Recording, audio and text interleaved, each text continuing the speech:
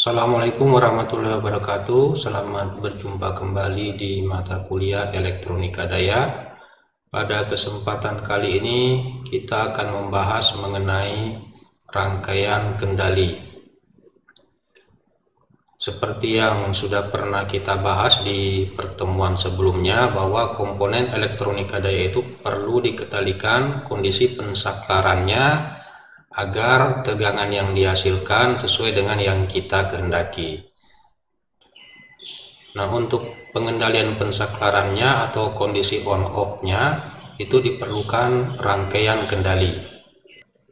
Rangkaian kendali di sini fungsinya untuk menghasilkan pulsa yang akan diberikan pada komponen semikonduktornya, sehingga kondisi on-off dari komponennya tadi itu sesuai dengan pulsa yang kita berikan.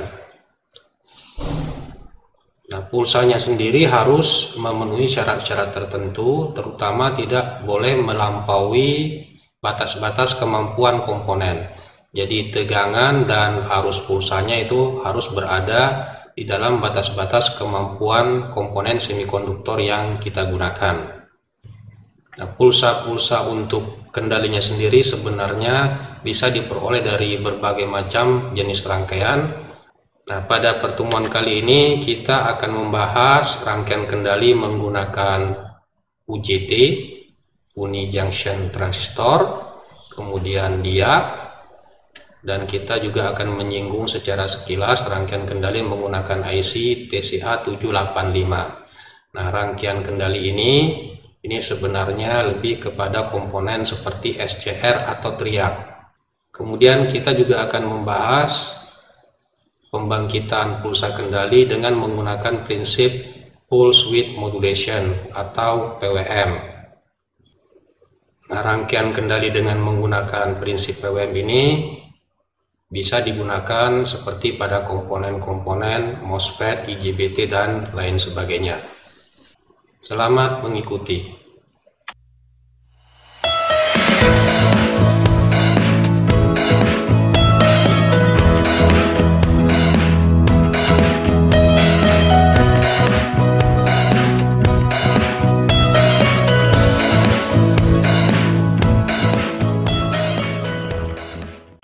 Kita mulai rangkaian kendali untuk SCR dan triak. Jika Anda ingat kembali materi kita sebelumnya, bahwa pulsa yang diperlukan untuk SCR dan triak ini itu tidak perlu terlalu lebar, cukup sekitar 50 mikrosecond. Dan ketika SCR atau triaknya sendiri sudah dalam kondisi on, pulsanya tadi bisa kita hilangkan.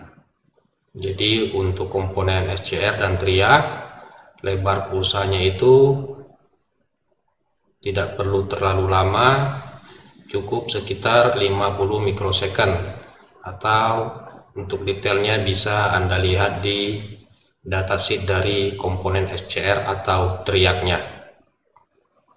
Seperti yang sudah kita singgung di awal pertemuan tadi, bahwa pulsa-pulsa yang digunakan untuk pengendaliannya itu harus berada di dalam batas-batas kemampuan komponennya.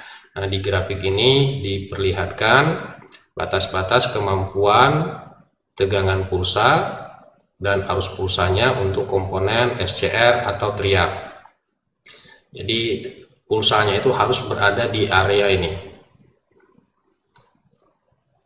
Nah, ini merupakan karakteristik batas atasnya ya. Ini karakteristik batas bawahnya. Kemudian yang ini merupakan perkalian dari tegangan gate dan arus gate-nya. Jadi perkalian tegangan dan arus gate-nya itu tidak boleh melebihi kurva ini. Jadi ini merupakan daya dari pulsa kendalinya. Nah, dayanya ini tidak boleh melebihi kemampuan dari SCR atau triaknya. Jadi pulsa yang dihasilkan maupun arusnya itu harus berada di daerah ini, tidak boleh melebihi daerah ini, karena kalau melebihi daerah ini bisa jadi komponennya akan rusak atau komponennya bekerja tidak sesuai dengan yang kita harapkan.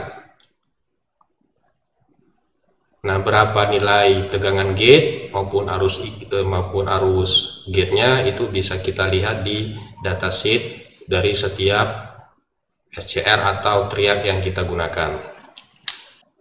Kemudian di sini juga diperlihatkan tegangan gate minimumnya agar SCR-nya dapat on pada berbagai kondisi temperatur.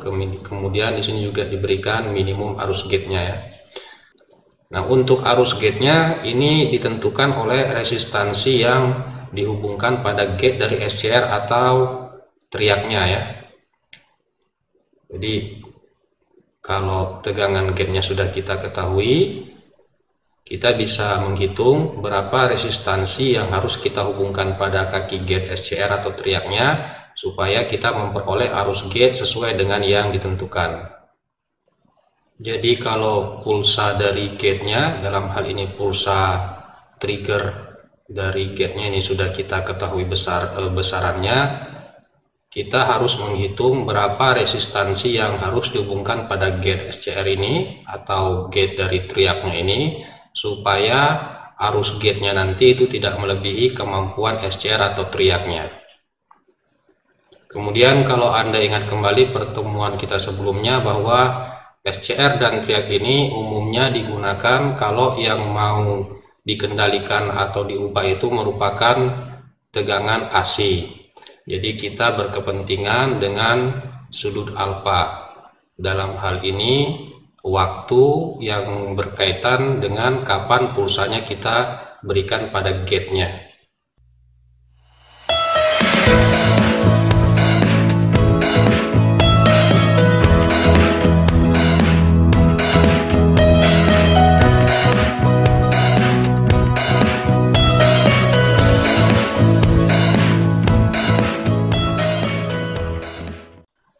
Oke, kita mulai dengan rangkaian kendali menggunakan Uni Junction Transistor atau UJT. Nah, rangkaian kendali dengan UJT ini itu umumnya digunakan untuk menghasilkan pulsa-pulsa trigger yang akan diberikan pada gate dari SCR atau triak. Jadi pada UJT itu ada 3 buah kaki ya. Yang pertama kaki emitter, kemudian ada kaki B1, B2, ini basis 1 dan basis 2. Nah, di gambar yang ini memberikan karakteristik dari UJT. Oke, kalau kita perhatikan di gambar ini, yang pertama PP ini merupakan tegangan lembah, tegangan lembahnya, kemudian IV ini arus lembah pada tegangan lembah. Jadi ini maksudnya arus yang mengalir ketika tegangannya mencapai tegangan lembah. Kemudian ada tegangan puncak, kemudian ada IP ini maksudnya arus yang mengalir pada kondisi tegangan puncak. Nah, bagian ini sendiri ini merupakan tegangan emiternya ya, ini arus emiternya. Kemudian di gambar ini diperlihatkan salah satu contoh rangkaiannya. Jadi pulsa-pulsa yang dihasilkan itu kita ambil dari resistansi B1 atau RB1. Nah, pulsa-pulsa inilah yang dimasukkan ke gate dari SCR atau triak. Nah, untuk mengatur periode pulsa triggernya itu dilakukan dengan mengubah nilai RP ini. Jadi RP ini kalau kita ubah-ubah nilainya, maka periode pulsa yang dihasilkan di sini juga akan berubah-ubah. Ingat seperti yang kita sudah singgung di atas tadi, bahwa pada pengendalian SCR itu kita berkepentingan dengan sudut alfa dari pulsanya. Nah, sudut alfanya itu ditentukan oleh periode dari pulsa ini. Oke, sekarang kita lanjutkan secara detail bagaimana prinsip UJT ini dalam menghasilkan pulsa-pulsa trigger. Nah, pulsa-pulsanya itu sebenarnya dihasilkan tergantung dari kondisi kaki emitter dan kaki B1. ketika kaki emitter dan kaki B1 ini terhubung, itu akan mengalir arus dari emitter ke B1.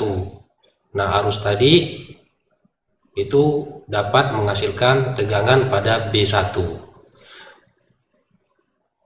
Demikian juga sebaliknya, ketika hubungan antara emitter dan B1 ini terputus atau E dan B1 ini terbuka, maka tidak ada pulsa yang dihasilkan pada kaki B1-nya. Sekarang kita lihat apa yang bisa menyebabkan kaki emitter dan kaki B1 ini terhubung dan terbuka. Yang pertama, UJT mempunyai besaran eta. Jadi pada UJT itu ada suatu besaran yang disebut dengan eta. Nah, eta ini adalah perbandingan penolakan intrinsik. Nilai eta berkisar 0,5 sampai dengan 0,8. Nah, nilai eta menentukan tegangan penolakan UJT. Jika tegangan pada emitter lebih besar daripada tegangan penolakan intrinsik, maka UJT akan tertutup atau kaki E dan B1 terhubung sehingga mengalir arus emitter. Jadi jika tegangan emitter ini lebih besar daripada tegangan penolakan intrinsik, maka kaki E dan B1 ini akan terhubung sehingga akan mengalir arus dari kaki emitter ke kaki B1. Contoh, misalnya jika kita punya UJT kemudian digunakan pada tegangan 10 volt, kemudian nilai eta dari UJT-nya ini adalah 0,65, maka tegangan penolakan intrinsiknya adalah 10 kali 0,65 yaitu 6,5 volt. Nah, jika tegangan emitternya di sini lebih besar dari 6,5 volt, maka kaki E dan B1-nya ini akan terhubung sehingga mengalir arus dari E ke B1. Nah, mengalirnya arus tadi akan menyebabkan timbulnya pulsa pada kaki B1. Kemudian, kapan E dan B1 ini akan terbuka? Nah, itu ditentukan oleh arus lembah atau IV ya. Di IV ini maksudnya arus yang mengalir dari E ke B1 pada tegangan emitter tertentu, dalam ini tegangan lembah. Nah, UJT akan menutup selama arus emitter lebih besar daripada arus lembah, dan UJT akan terbuka jika arus emitter lebih kecil daripada arus lembah. Jadi yang menentukan kapan hubungan antara E dan B1 ini terbuka itu ditentukan oleh arus besarnya arus emitter yang mengalir. Jika arus yang mengalir dari emitter ke B1 ini lebih kecil daripada arus lembahnya, maka UJT-nya akan kembali terbuka. Kita ulang lagi. Jadi kapan E dan B1 ini tertutup itu tergantung dari perbandingan tegangan emitter dan tegangan penolakan intrinsiknya. Jika tegangan emitternya ini lebih besar daripada tegangan penolakan intrinsiknya, maka E dan B1 ini akan tertutup. Kemudian kapan E dan B1 ini terbuka itu tergantung dari arus lembah. Jika arus yang mengalir dari E ke B1 ini lebih kecil daripada arus lembah dari UJT-nya, maka hubungan E dan B1 ini akan kembali terbuka. Nah, data-data mengenai nilai eta dan arus lembah, kemudian tegangan puncak itu bisa kita peroleh dari datasheet UJT yang kita gunakan. Supaya lebih jelas, di sini kita bahas contoh rangkaiannya. Ini contoh rangkaian dari UJT sehingga pada kaki RB1-nya ini bisa dihasilkan pulsa-pulsa. Kemudian pulsanya ini nanti bisa kita manfaatkan untuk men-trigger SCR atau teriak.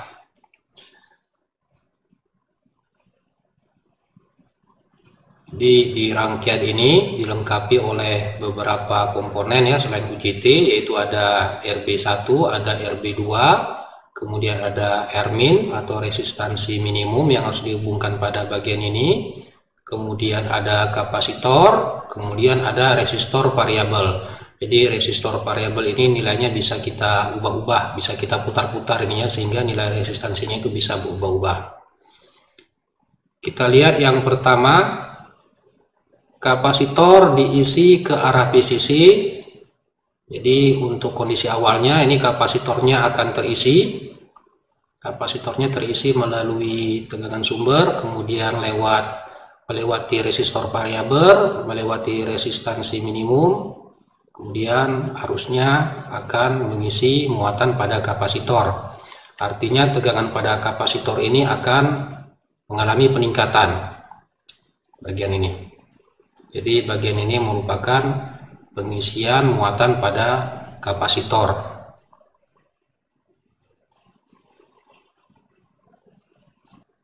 Nah, ketika tegangan kapasitor atau tegangan emiternya ini itu lebih besar daripada tegangan penolakan UJT, maka UJT-nya ini akan tertutup dan mengalir arus emiter. Jadi awalnya tadi kapasitornya ini terisi muatan artinya tegangan kapasitornya ini akan mulai mengalami peningkatan, dan ketika tegangan kapasitor atau dalam hal ini tegangan kapasitor ini sama dengan tegangan emiternya di sini ya. Jadi tegangan kapasitor ini itu nilainya sama dengan tegangan emiter pada UJT-nya. Nah, ketika tegangan kapasitor atau tegangan emiter dari UJT-nya itu lebih besar daripada tegangan penolakan dari UJT-nya, maka kaki E dan B1 ini akan tertutup atau terhubung, sehingga muatan pada kapasitor ini akan terbuang melalui terminal E dan B1 dari UJT-nya, kemudian melalui RB1. Dengan demikian kapasitor mengalami pengosongan. Jadi kalau kita ulang kembali, awalnya kapasitornya terisi muatan sehingga tegangannya akan mengalami peningkatan. Kemudian ketika tegangan kapasitor atau tegangan emiter UJT-nya itu melebihi tegangan penolakan dari UJT, maka kaki E dan B1 ini akan terhubung sehingga kapasitor akan membuang muatannya. Jadi bagian ini adalah bagian pembuangan muatan kapasitor, dan yang ini adalah bagian pengisian muatan kapasitor.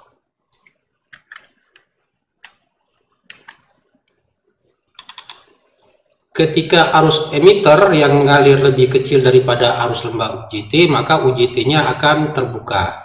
Jadi tadi ketika kapasitornya mengalami pengosongan muatan, artinya kan arus yang mengalir pada RB1 ini akan semakin mengecil sebanding dengan sisa muatan yang ada pada kapasitor. Nah, ketika arusnya itu lebih kecil daripada arus lembah dari UJT-nya, maka E dan B1 ini akan kembali terbuka.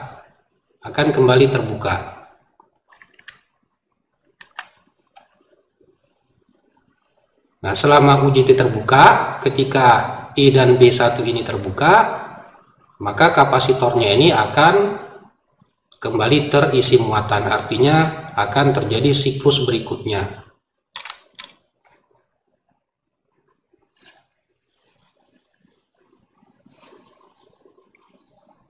Jadi bagian ini merupakan pengisian muatan pada kapasitor. Tegangan kapasitornya atau tegangan emiter dari UJT-nya ini akan meningkat. Kemudian setelah tegangan emiter atau kapasitornya melebihi tegangan penolakan UJT, maka UJT-nya akan tertutup sehingga kapasitor akan membuang muatannya. Nah, muatannya itu dibuang melalui RB1. Jadi pada RB1 ini akan mengalir arus. Nah, ketika arusnya itu lebih kecil daripada arus lembah UJT, maka UJT ini akan kembali terbuka, artinya kaki E dan B1-nya tadi akan kembali terbuka. Nah, ketika ini terbuka, maka kapasitornya ini akan mengalami siklus berikutnya, artinya akan kembali terisi muatan. Kemudian muatannya akan terbuang kembali dan seterusnya.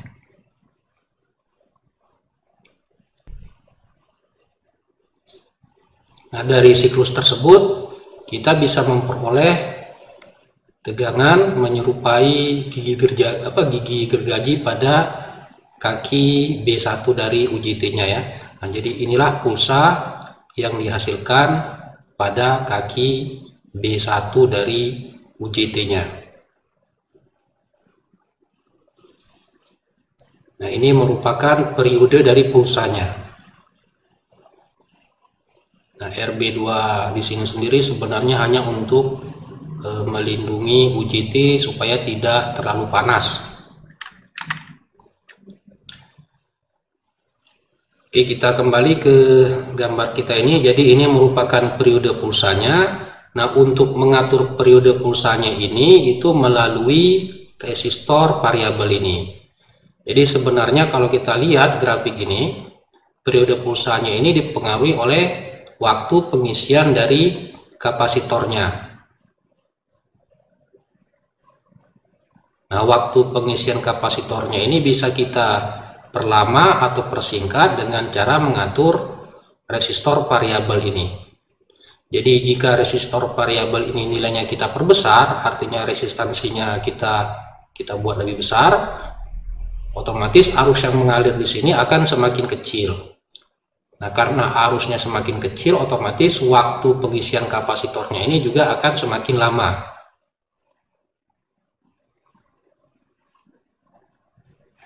Jadi periode pulsanya di sini itu diatur melalui resistor variabel ini.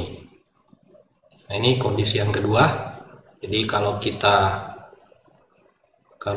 perkecil nilai RV1, otomatis arus yang mengalir di sini juga akan semakin besar, sehingga pengisian kapasitornya juga berlangsung lebih cepat. Dari sini terlihat bahwa periodenya juga akan semakin kecil. Jadi dengan mengubah-ubah atau memutar resistor variabel ini, kita akan memperoleh pulsa yang periodenya juga bisa kita ubah-ubah.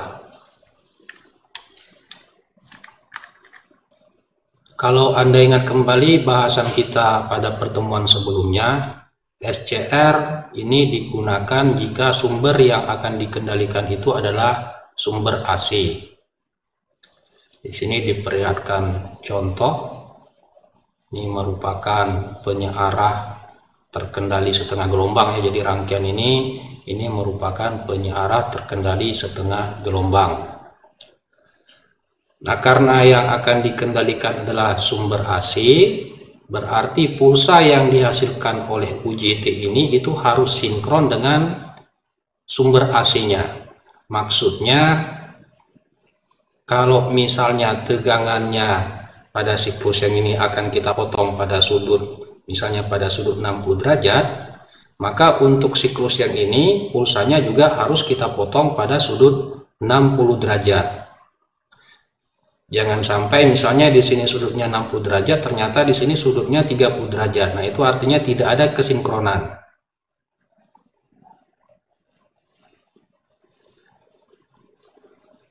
Jadi kalau di sini sudutnya 60 derajat, maka di sini juga sudutnya harus 60 derajat. Ingat, sudut alfa ini tergantung dari periode pulsa yang dihasilkan oleh UJT. Nah, agar tercapai kesinkronan antara sumber yang akan dikendalikan dengan pulsa triggernya ini, maka rangkaian kendalinya ini harus mengambil dengan suplai yang sama dari rangkaian untuk penyearah terkendalinya. Jadi kalau kita lihat kembali rangkaian ini merupakan rangkaian penyearah terkendali setengah gelombangnya, atau dalam hal ini bisa disebut sebagai rangkaian daya, dan ini merupakan rangkaian kendalinya. Nah, rangkaian kendalinya ini juga harus mengambil suplai yang sama dengan rangkaian dayanya. Jadi kalau kita lihat ini sumbernya hanya satu ya, jadi sumber ini terhubung ke rangkaian daya dan juga terhubung ke rangkaian kendali. Tujuannya tadi supaya ada kesinkronan antara tegangan yang akan dikendalikan dengan periode atau sudut yang dihasilkan oleh UJT ini. Kalau kita perhatikan lagi rangkaian kendalinya ini, kalau Anda lihat di sini ada dioda. Dioda ini fungsinya untuk menyearahkan tegangan sumber ini sehingga rangkaian kendalinya ini itu disuplai oleh tegangan yang sudah disearahkan ya. Jadi sesuai dengan pembahasan kita pada slide sebelumnya, ini kan butuh sumber DC. Nah, sumber DC-nya itu diperoleh dari dioda ini. Nah, resistansi ini fungsinya agar tegangan pada rangkaian kendalinya ini itu tidak melebihi dari kemampuan rangkaian kendalinya. Jadi ini sebenarnya hanya untuk menurunkan tegangan sumber atau tegangan yang sudah disearahkan tadi, sehingga tegangan pada rangkaian kendalinya ini tidak melebihi kemampuan rangkaiannya.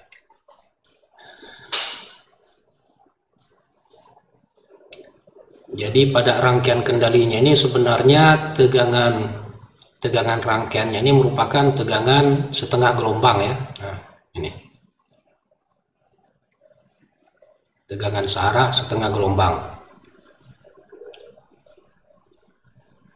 Kemudian di gambar yang di bawah ini, di sini terlihat bahwa sebenarnya pada setiap setengah siklus ini itu dihasilkan dua pulsa atau dua pulsa trigger, tetapi pulsa yang berpengaruh terhadap rangkaian dayanya itu hanya bagian pulsa yang pertama ini. Kalau kita perhatikan, ini tegangan sumber, kemudian pulsa trigger yang pertama ini masuk kepada SCR-nya. Nah, tegangan pada bebannya ini adalah hanya bagian ini saja. Jadi pulsa trigger yang kedua ini itu tidak berpengaruh terhadap tegangan beban. Nah, mengenai parameter dari penyearah terkendalinya ini, bagaimana riaknya, kemudian seberapa besar tegangan DC-nya, ini akan kita bahas pada pertemuan yang membahas mengenai penyearah terkendali. Jadi kalau kita simpulkan, agar terjadi kesinkronan antara tegangan AC yang dikendalikan dengan pulsa-pulsa trigger yang dihasilkan oleh UJT, maka suplai untuk rangkaian kendalinya ini itu juga harus mengambil dari suplai yang berhubungan dengan rangkaian dayanya. Jadi ini merupakan rangkaian daya atau rangkaian penyearah terkendali setengah gelombangnya. Sebelum kita lanjutkan, kita bahas dulu sedikit mengenai koneksi antara rangkaian kendali dengan SCR-nya. Kalau Anda perhatikan di gambar ini merupakan anoda, ini kada, dan ini gate dari SCR-nya. Nah, pulsa triggernya itu masuk melalui gate, kemudian harus kembali melalui katoda dari SCR. Artinya koneksinya ini jangan sampai terbalik.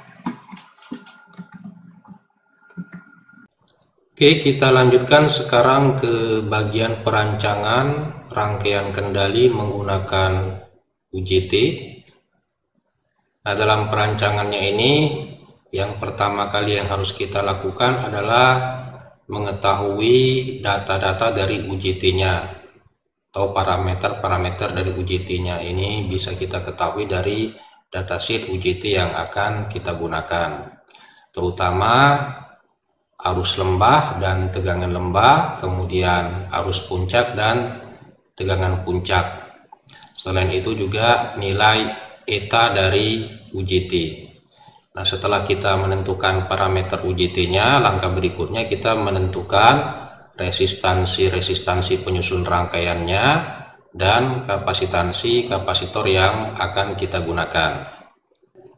Nah, hal terpenting dalam perancangan ini yang harus diperhatikan adalah yang pertama, UJT harus dapat tertutup pada rentang nilai RP. Ingat, resistor variabel ini bisa kita atur-atur, nilainya bisa kita putar-putar dari nilai minimum sampai dengan nilai maksimumnya. Jadi ketika terjadi pengisian muatan pada kapasitor, ini harus ada jaminan bahwa nilai-nilai yang kita gunakan di sini itu dapat memberikan tegangan kapasitornya di sini itu lebih besar daripada tegangan dengan puncak dari UJT. Hal itu bertujuan agar UJT-nya di sini dapat tertutup. Kemudian yang kedua, UJT harus dapat terbuka pada rentang nilai resistor variabel ini. Jadi sama halnya dengan untuk kondisi tertutup tadi, UJT ini juga harus ada jaminan bahwa nilai-nilai yang kita gunakan di sini, UJT-nya ini dapat terbuka ketika terjadi pengosongan muatan. Jadi kedua kondisi ini sebenarnya tujuannya agar nilai-nilai yang kita gunakan di sini ada jaminan kapasitornya ini terisi muatan, kemudian muatannya dapat dilepaskan. Atau dengan kata lain, UJT-nya di sini bisa tertutup dan bisa terbuka kembali. Kemudian yang ketiga, pengaturan dari resistor variabel ini itu harus memberikan rentang sudut pengaturan yang cukup lebar. Ya, idealnya rentang pengaturan sudutnya itu adalah 0 sampai dengan 180 derajat. Tapi tentunya kita tidak akan mungkin mendapatkan nilai ini. Yang harus diperhatikan agar nilainya itu tidak terlalu sempit pengaturannya. Jadi kalau misalnya resistor variabelnya ini berada pada posisi minimum, itu kita harapkan tidak ada pulsa, atau dalam hal ini bisa dianggap sudutnya ini sama dengan 0 derajat.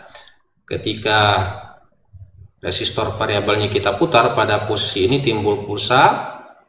Kemudian kita putar, periode pulsanya di sini akan semakin besar ya. Kalau Anda bandingkan, ini periodenya lebih kecil dibanding ini. Nah, pada kondisi maksimum itu kita harapkan agar periodenya ini itu sekitar 180 derajat. Jadi kalau kita bisa mendapatkan rentang pengaturan dari posisi minimum sampai dengan maksimum itu berada di sekitar 0 sampai dengan 180 derajat, itu sudah cukup baik rancangan kita. Contoh rancangan yang kurang baik itu misalnya kalau pada kondisi maksimum ternyata periode dari pulsanya ini memberikan sudut misalnya 100 derajat. Nah, artinya dari 100 derajat sampai dengan 180 derajat kita tidak bisa mengatur SCR yang akan kita kendalikan ya. Jadi karena tadi sudutnya di sini hanya maksimum sampai 100 derajat, artinya ada kekosongan dari 100 derajat sampai 180 derajat. Ingat, pada penggunaan SCR itu setiap setengah siklusnya itu bisa kita atur dari 0 sampai 180 derajat. Artinya sebaiknya ini juga dari minimum sampai maksimum itu diusahakan juga bisa bervariasi dari 0 sampai 180 derajat. Kalau misalnya di sini tadi pada kondisi maksimumnya ternyata di sini memberikan sudut 100 derajat, kan berarti ada sudut yang tidak bisa kita atur dari rangkaian SCR-nya. Demikian juga kalau misalnya di sini kondisinya minimum ternyata sudah dihasilkan pulsa, anggaplah misalnya gambar ini untuk kondisi minimum. Ternyata sudah ada pulsa dengan sudut tertentu, itu juga rancangannya kurang baik. Artinya ada sudut atau periode di mana sudut-sudut yang di bawah nilai dari sudut ini tidak bisa kita lakukan pengaturan. Jadi intinya pemilihan parameternya di sini itu sebaiknya memberikan rentang sudut pengaturan yang cukup lebar. Misalnya dari 5 derajat sampai 175 derajat itu sudah cukup baik. Kemudian bagaimana menentukan nilai-nilai dari parameter penyusun rangkaian kendalinya? Yang pertama, kita tetapkan dulu tegangan sumber yang akan kita gunakan. Nah, tegangan sumber itu umumnya untuk rangkaian kendali menggunakan UJT, tegangan sumber untuk rangkaian kendalinya ini berkisar 10 sampai dengan 35 volt. Kemudian setelah kita menetapkan tegangan sumber yang akan kita gunakan untuk rangkaian kendalinya, kita menghitung tegangan puncak UJT-nya, yaitu eta kali dengan tegangan suplai rangkaian kendalinya ditambah dengan 0,5. Nah, 0,5 ini untuk mengantisipasi jatuh tegangan pada kondisi forward, yaitu sekitar 0,5 volt. Jadi pada saat ini tertutup, ini sebenarnya masih ada drop tegangan di sini, yaitu sekitar 0,5 volt. Langkah berikutnya, kita menentukan nilai resistansi minimum dan resistansi maksimum dari resistor variabel yang kita gunakan. Oke, kita lihat dulu. Jadi seperti yang sudah kita bahas tadi, agar sudut picu dapat diatur antara 0 sampai dengan 180 derajat, ingat ini untuk kondisi idealnya ya. Jadi pengaturannya itu sebenarnya hanya mendekati 0 sampai dengan 180 derajat. Nah, maka nilai resistansi minimum yang kita gunakan dan nilai maksimum dari resistor variabelnya itu harus memenuhi syarat-syarat. Yang pertama, seperti yang sudah kita singgung di awal tadi, bahwa tegangan dari kapasitor ini, tegangan pada kapasitor ini ketika terjadi pengisian itu harus ada jaminan bahwa tegangannya di sini itu lebih besar daripada tegangan puncaknya. Oke, kalau kita lihat jerat ini, nah tegangan kapasitornya di sini, atau dalam hal ini tegangan emitter dari UJT-nya ini, itu adalah tegangan suplai dikurang dengan arus puncak dikali dengan Rmin plus Rp. Jadi tegangan kapasitornya di sini itu adalah tegangan suplai ini dikurang dengan jatuh tegangan pada kedua resistansi ini. Nah, itu nilainya untuk seluruh rentang Rp nilainya harus lebih besar dari tegangan puncak hasil perhitungan kita ini.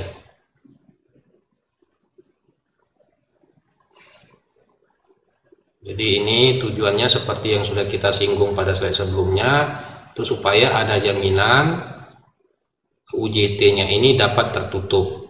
Nah, supaya UJT-nya ini dapat tertutup kan seperti yang sudah kita bahas tadi, bahwa tegangannya di sini itu harus lebih besar daripada tegangan puncak dari UJT-nya.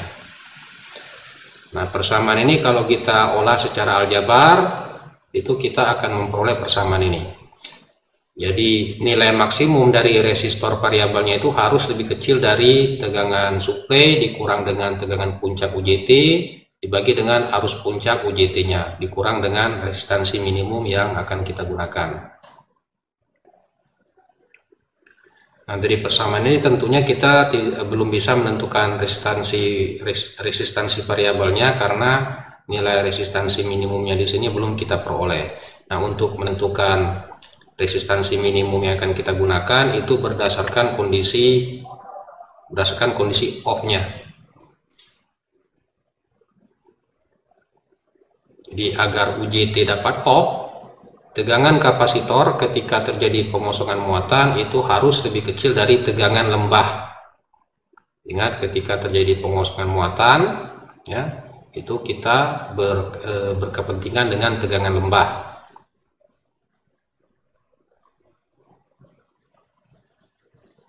Jadi ketika mengalir arus yang nilainya sama dengan arus lembah, maka tegangan pada kapasitornya ini itu harus lebih kecil dari tegangan lembahnya. Itu tujuannya agar UJT-nya dapat off atau dapat terbuka. Nah, kalau kita lihat tegangan pada kapasitor ini ketika mengalir arus lembah, itu tegangan kapasitornya adalah tegangan sumber dikurang dengan jatuh tegangan pada kedua resistansi ini. Nah, jatuh tegangannya di sini tentunya disebabkan oleh arus lembahnya. Oke, jadi kalau kita tuliskan dalam bentuk persamaan ini. Jadi ketika mengalir arus lembah, tegangan kapasitornya di sini itu harus lebih kecil dari tegangan lembah dari UJT-nya. Nah, dari persamaan ini juga kalau kita olah secara aljabar, kita akan mendapatkan persamaan ini.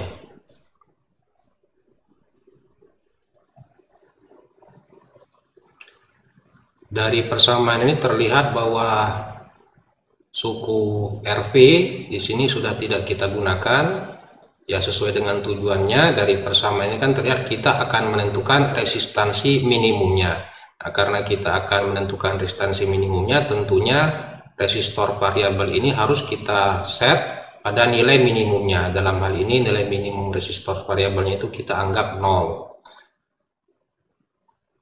Sehingga kita memperoleh persamaan ini.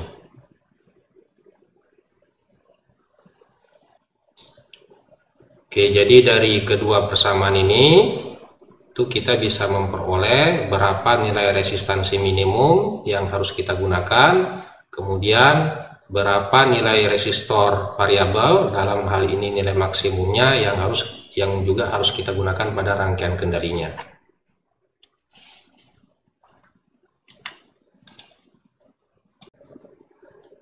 Langkah berikutnya adalah menentukan kapasitansi dari kapasitor yang kita gunakan untuk rangkaian kendalinya. Nah, dalam penentuan kapasitansinya di sini kita menggunakan metode coba-coba ya, artinya kita pilih nilai C tertentu, kemudian kita hitung, kemudian hasil perhitungan itu kita evaluasi apakah sesuai dengan yang kita harapkan. Nah, nilai kapasitansi dari kapasitornya sendiri itu juga harus diusahakan agar periode atau sudut dari pulsanya itu setidak-tidaknya mendekati rentang 0 sampai dengan 180 derajat. Oke, jadi persamaan yang digunakan itu persamaan ini untuk menentukan periode minimumnya ya, periode minimumnya. Dari periode minimum ini nanti kita bisa memperoleh alfa minimumnya. Kemudian persamaan yang kedua ini untuk menentukan periode maksimumnya. Nah, dari periode maksimumnya nanti juga kita bisa menentukan berapa alfa atau sudut maksimumnya. Jadi ini nilai sudut minimum, alfa minimumnya, ini sudut atau alfa maksimumnya sesuai dengan periode yang kita hasilkan dari kedua persamaan ini. Dari persamaan ini juga terlihat bahwa untuk menentukan periode minimumnya, nilai RP-nya ini kita buat sama dengan 0 ya. Artinya ketika RP-nya 0, maka waktu pengisian untuk kapasitornya ini akan semakin cepat, sehingga periodenya juga akan semakin singkat. Demikian juga untuk periode maksimumnya, nilai RP-nya di sini sesuai dengan nilai resistansi variabelnya, artinya kita buat nilainya menjadi maksimum, sehingga kalau ini maksimum, otomatis karena resistansinya di sini semakin besar, waktu pengisian kapasitornya juga akan semakin lama, sehingga periodenya juga akan semakin besar.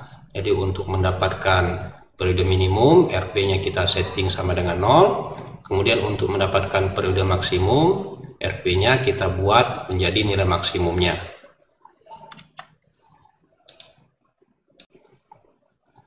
Nah, persamaan ini sendiri itu diperoleh dari mata kuliah dasar ya, dari rangkaian listrik. Kalau Anda ingat kembali di mata kuliah rangkaian listrik, itu ada tanggapan atau arus yang mengalir pada rangkaian RC. Nah, dari arus tersebut kita bisa menentukan waktu atau dalam nilai ini periode.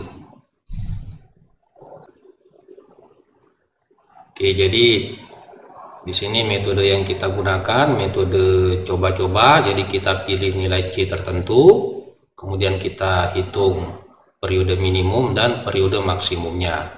Nah, dari periode minimum dan periode maksimum ini kita bisa memperoleh alfa minimum dan alfa maksimumnya, atau sudut minimum dan sudut maksimumnya. Ingat, pada frekuensi 50 Hz itu 180 derajat itu sebanding dengan 0,01 second. Jadi kalau misalnya kita sudah memperoleh periodenya di sini, itu kita bisa menghitung sudutnya ya. Jadi berdasarkan perbandingan ini, jadi 180 derajat itu sama dengan 0,01 second. Ini 180 derajat ini itu sebanding dengan periode 0,01 second.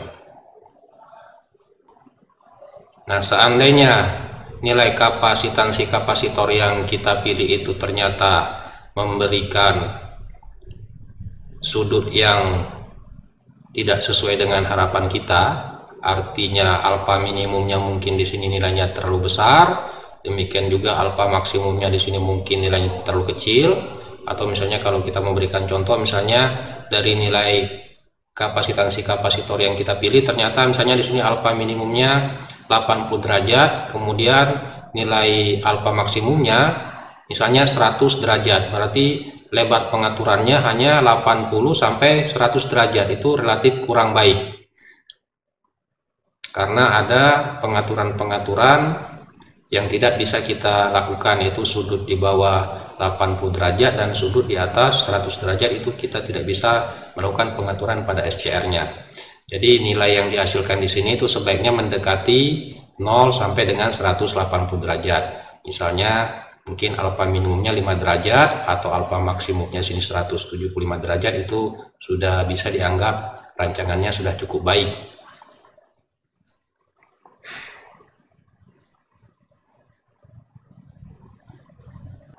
Kemudian kita menentukan nilai dari resistansi pada B1-nya ya. Nah, nilai resistansi pada B1 ini akan mempengaruhi lebar pulsa yang kita hasilkan. Semakin besar resistansi dari RB1-nya ini, maka pulsa triggernya ini juga akan semakin lebar. Nah, ingat pada SCR lebar pulsanya itu cukup sekitar 50 mikrosecond.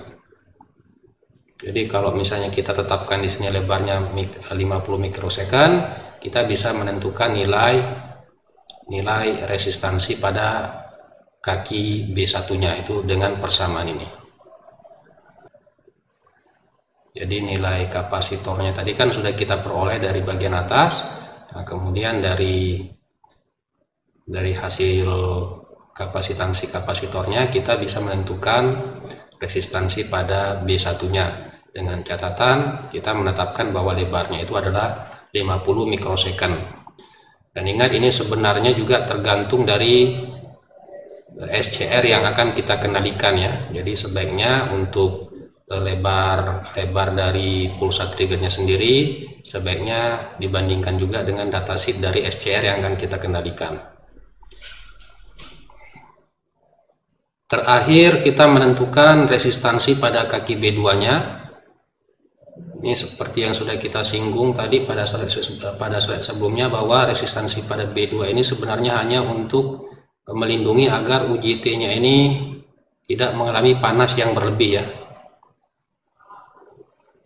Nah, nilai RB2-nya sendiri bisa kita peroleh dari persamaan ini. Oke, di sini kita perlihatkan contoh hasil perhitungan dari parameter-parameter rangkaian kendali menggunakan UJT. Ini anggaplah data yang kita peroleh dari datasheet UJT-nya. Eta UJT-nya 0,5, kemudian tegangan lembahnya 4 volt, arus puncaknya 10 mikroampere, kemudian arus lembahnya 5 miliampere. Kalau kita lihat di sini arus puncaknya ini lebih kecil dari arus lembah. Jadi di sini Anda jangan salah pemahaman. Arus puncak di sini ini maksudnya adalah arus yang mengalir ketika tegangan UJT-nya mencapai tegangan puncak. Demikian juga arus lembah ini maksudnya arus yang mengalir pada UJT-nya ketika tegangan UJT-nya itu mencapai nilai tegangan lembahnya. Kemudian lebar pulsa trigger kita tetapkan 50 mikrosecond. Nah, tegangan supply untuk rangkaiannya ini kita tetapkan sebesar 12 volt. Nah, ini merupakan hasil perhitungan yang kita peroleh dengan persamaan-persamaan yang sudah kita bahas pada slide sebelumnya tadi. Ingat, ini resistor variabel ini bisa kita setting. Jadi ini nilai minimumnya adalah 0, nilai maksimumnya 550 kilo ohm. Sudut alfa minimumnya itu 0,5 derajat dan sudut maksimumnya 179 derajat. Dan ini sudah sangat baik dari segi sudut pulsa yang dihasilkan. Nah, tentunya nilai-nilai yang ada di sini harus kita sesuaikan dengan nilai-nilai komponen yang ada di pasaran.